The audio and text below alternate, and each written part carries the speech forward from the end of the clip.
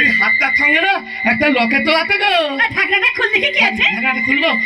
এই না ও বোচা, এখন তোর বাবা যেই কোম্পানিতে চাকরি করতো সেই কোম্পানির মালকিনের ছবি, তার পাশে তার মেয়েটার ছবি। আমার মনে হয় এই মেয়েটারই ছোটবেলাকার ছবি হবে।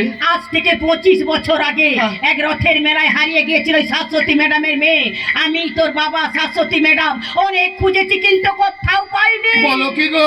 আরো একটা কথা বোঝা, ওই মেয়েটার নামে শাশ্বতী ম্যাডাম গাড়ি বাড়ি অর্ধেক প্রপার্টি সব লিখে দিয়েছে। তাই বলছে ওই মেয়েটাকে মেরে ফেল। মেলে ফেল খালি বোকা বোকা কথা।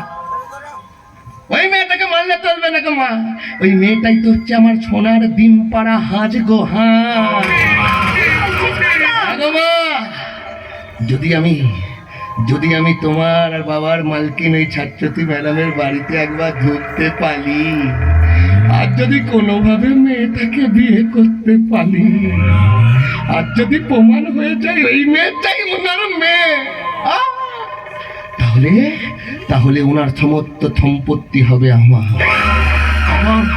তারপর একটার পর একটা সিঁড়িতে উঠে বিশাল সম্পত্তির মালিক হব আমি। তারপর হব এ সমাজের আমি বেতাজ বাচ্চা। তাই মেয়েটাকে মেরে ফেললে চলবে না গো মা, ওকে বাঁচিয়ে রাখতে হবে।